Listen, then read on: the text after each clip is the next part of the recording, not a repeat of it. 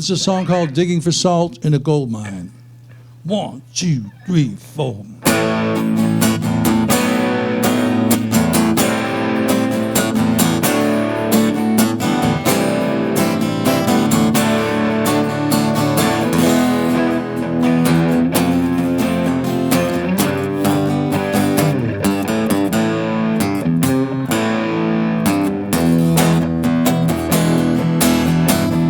Came home from the Bogota war, waiting for my wound to heal.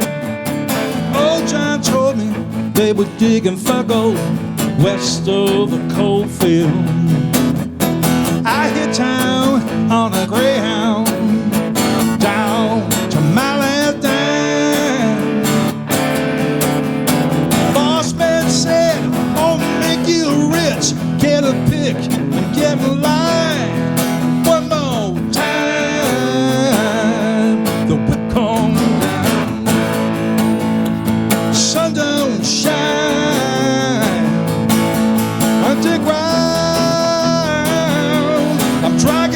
Chain, I'm doing time. I'm digging for salt in a gold mine, gold mine. Up each day at the crack of noon, digging in a deep dark hole, banging my head up against the wall, searching for the mother lode. Then one night I had a vein shining like the kingdom come. I drug enough you to the captain. Captain shook his head and said, "Let me tell you something, son. One more time."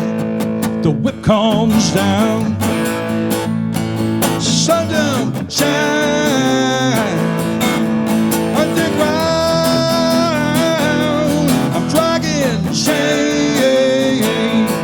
I'm doing time. I'm digging for salt in a gold mine, gold mine. He said, "Now beauty, that's in the eye of the beholder, but that's one risk that we will never run." He said, "Salt, that's what you need. You won't believe how much they'll eat. It's cheap, but we can sell it by the time. Why? Oh."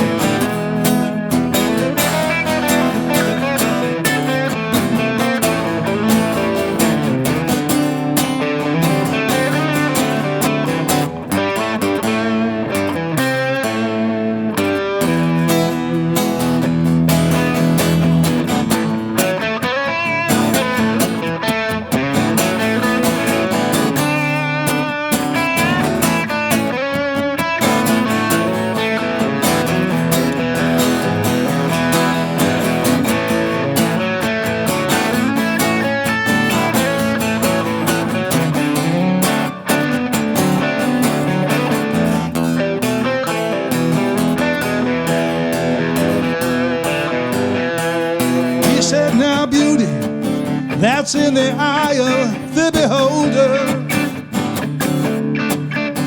but that's one risk that we will never run."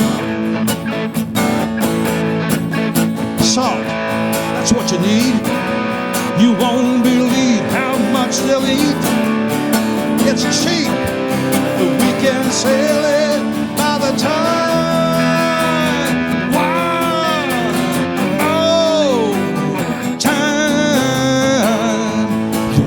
Down, sundown shine, underground. I'm dragging chain. I'm doing time. I'm digging for salt in a gold mine. I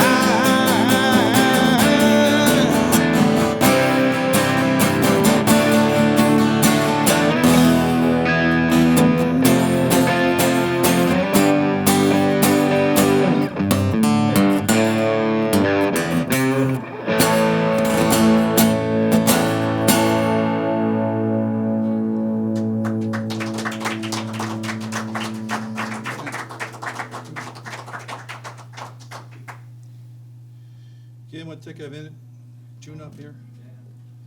So.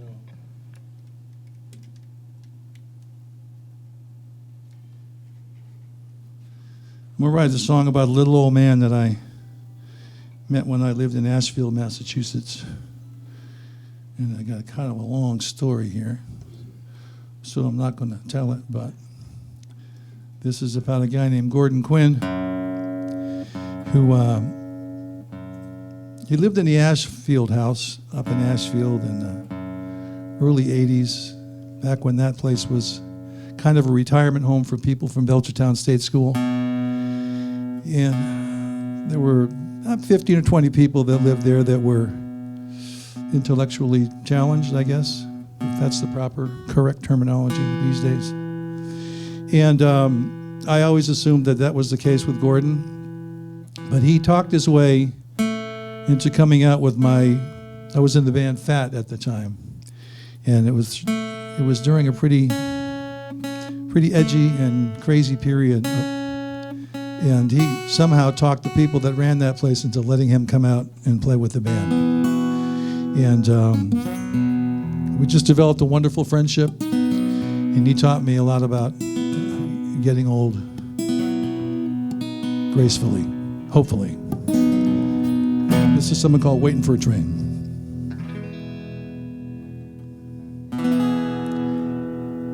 Almost every morning,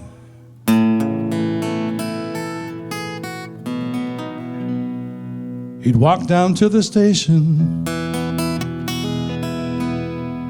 in a straw hat that came from Panama. He always wore his Sunday best. He'd shuffle across the platform and sit down on the benches and check the silver pocket watch that he kept chained to his vest. Sometimes I'd bring him coffee. I loved to sit and listen while they told me about the old days when the iron horse was king. New Orleans to Frisco, Santa Fe to New York City. We traveled down the steel rails to the places that he'd been.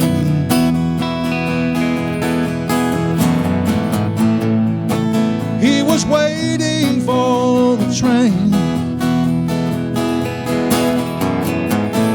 He was gonna meet his wife. Oh, she gone ahead. Hey, while you're back.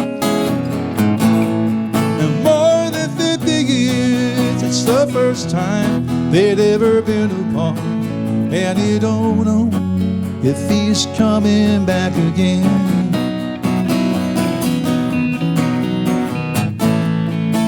He was waiting for a train.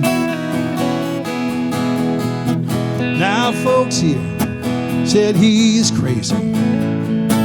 They shake their heads and say there hasn't been a train through here since 1959.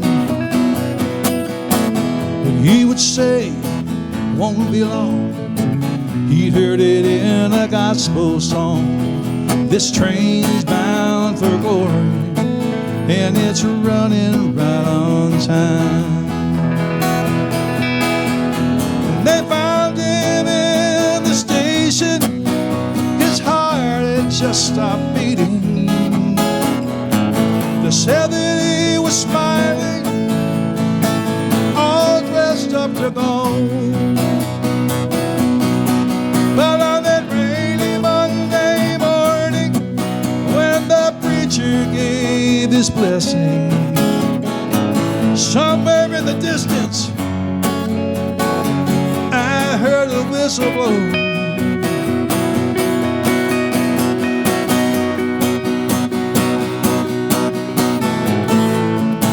He was waiting for a train.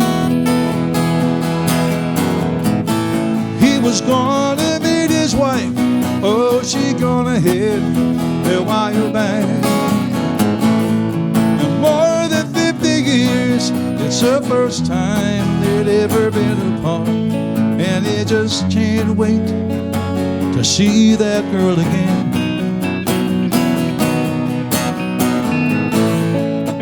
He was waiting for a train.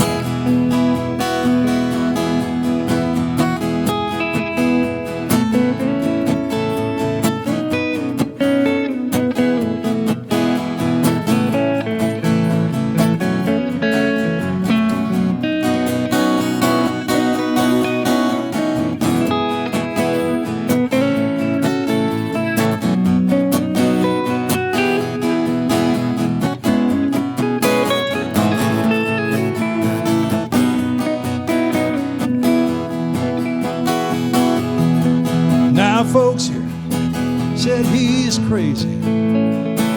They'd shake their heads and they'd say, there hasn't been a train through here since 1959. He would say it won't be long. He'd heard it in a gospel song. This train bound for glory, yeah, it's running right on time. And they found him in the station. His heart had just stopped beating. The 70 was smiling. He was all dressed up to go. But on that rainy Monday morning, when the preacher gave his blessing, somewhere in the distance I heard a whistle blow. Whoa, whoa, whoa, whoa, whoa, whoa, whoa, whoa, whoa, whoa. He was waiting for a train. He was gonna meet his wife. Oh, she gonna hit a while back. More than 50 years, it's the first time they'd ever been apart, and he just can't wait to see that girl again. He was waiting for a train. He was waiting for a train.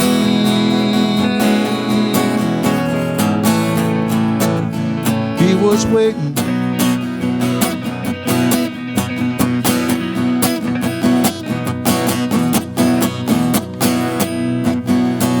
A train.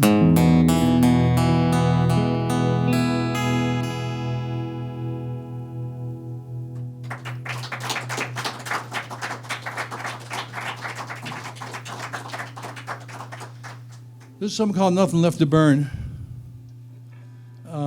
This has a story to it too, but this is going to be on TV, right? I can't tell it.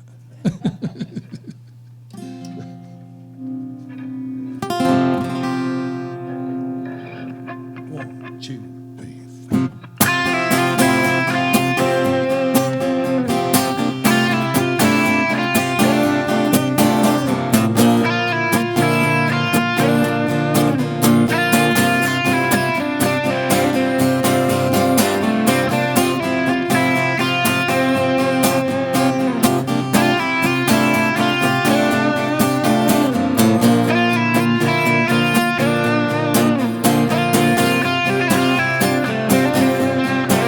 There's a rundown house up on Silver Street. They used to torch that thing every Halloween. Now there ain't nothing left but brick and stone. It's kinda like what you done to me. Set me on fire, turn around and leave. Come back, light me up and go, and then return. So many times, there ain't nothing left to burn. Now there ain't enough to catch a spark in the empty shell of this burned out heart. Ain't a thing to do with time, or lessons learned. But you can't light this fire, there's nothing left to burn.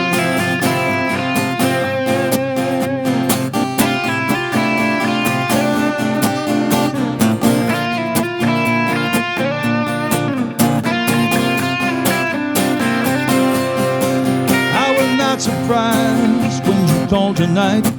You said you're missing me and you wanna stop by. I can feel the heat, baby, bring it on. Wear them red stilettos, wear your skinny jeans.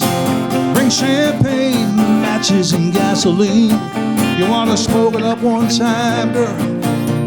I can make that work. You can't light this fire, there's nothing left to burn. Now there ain't enough to catch a spark in the empty shell of this burned out heart. Anything to do with time, a lesson learned. You can't light this fire, there's nothing left to burn.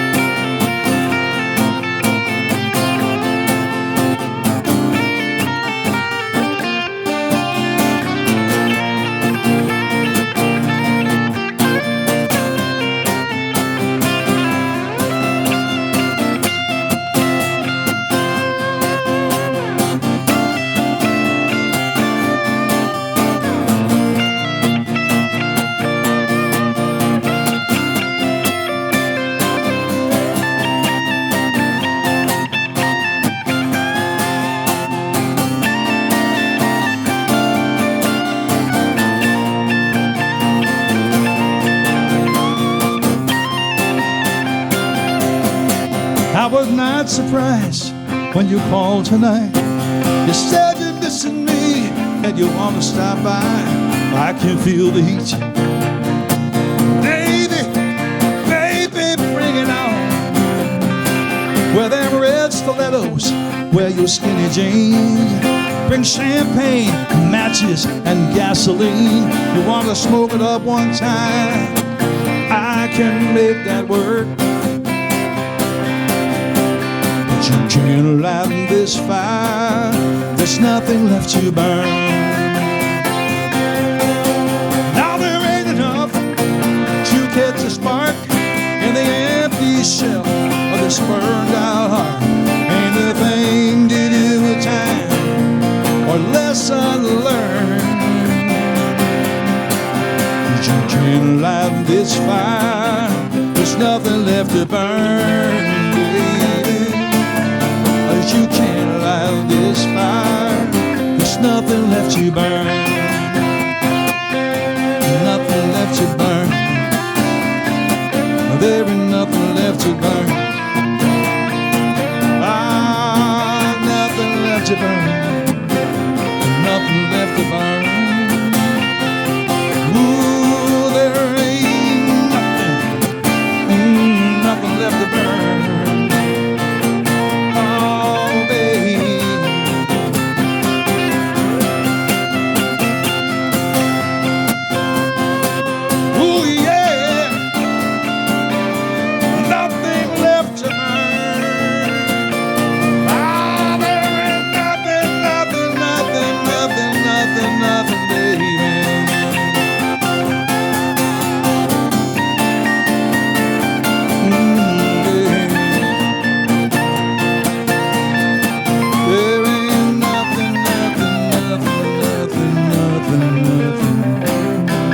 To burn.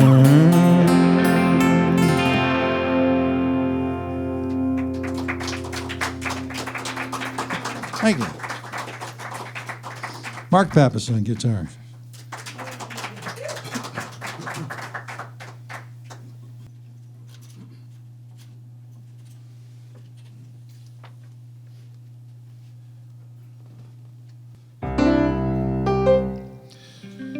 So back in the early 80s, the 80s,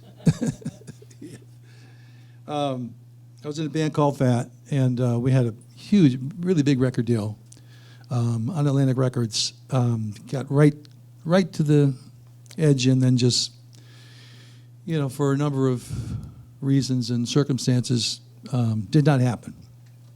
And so we packed up our stuff and came back to Western Massachusetts, who I love the fact that the Valley welcomed us with open arms. But three of the guys in the band decided that they wanted to move on, at least for a while, and do something different, which was understandable. It had been 12 hard years, and we'd really gotten close, and it was very disappointing. But I had always written on piano and guitar, but there was never any room in the band for me to play those instruments. And most of the stuff that I'd written in the band, even though I was writing myself on the side, I had written with the guitar players, Mike Benson, Jim Kaminsky, and Christopher Newland. But the long and the short of it was that there was no way for me to make any money, a living. And so I decided to put my solo act together. And it was in the middle of the winter. We still had 6 guys in the house. We were pretty much in debt because we were waiting on a big record bonus. And I knew a couple guys were running the Hotel Northampton at that time.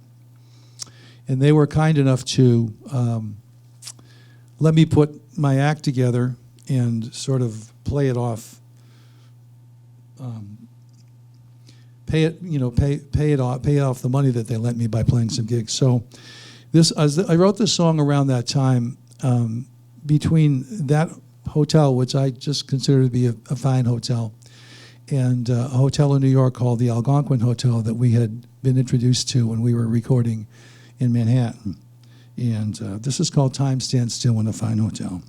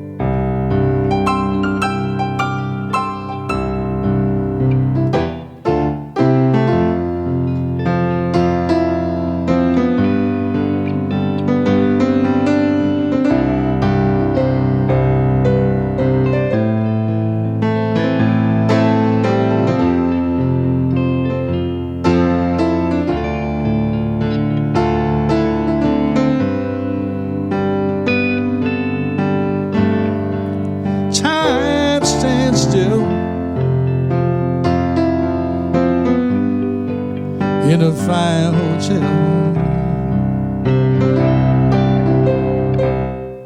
and ladies in silk and cashmere and satin,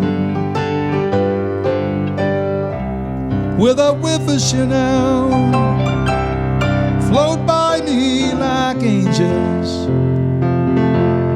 in a movie that my father brought me to. A few steps from the sidewalk in a fine hotel. Frost-covered windows on a hot afternoon, and chandeliers crystal, diamonds sparkle from mahogany rooms, and chase sweet conversation up the stairway, down the hallway to my room, where I'm lying in a big bed with an angel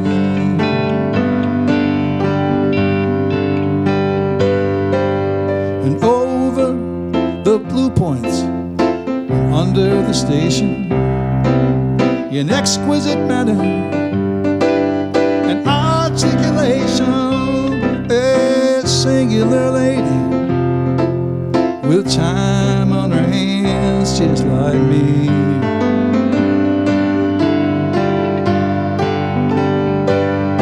We wandered through ruins once flaunted by royalty, squandered and spent in some tragic disloyalty, in search of a story that only the city can tell.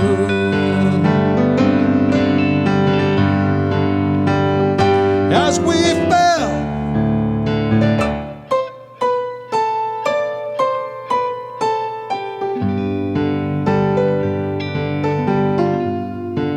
time stood still.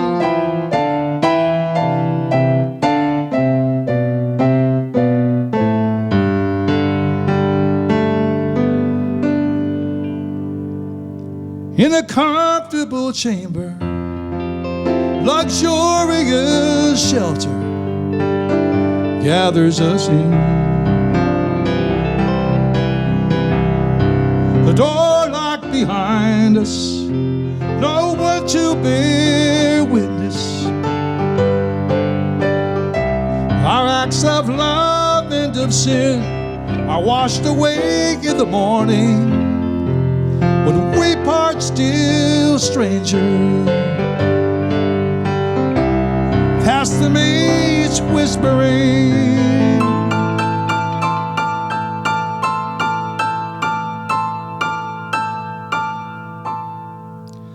As the linen is changed and the curtains pulled back and the sunlight floods in,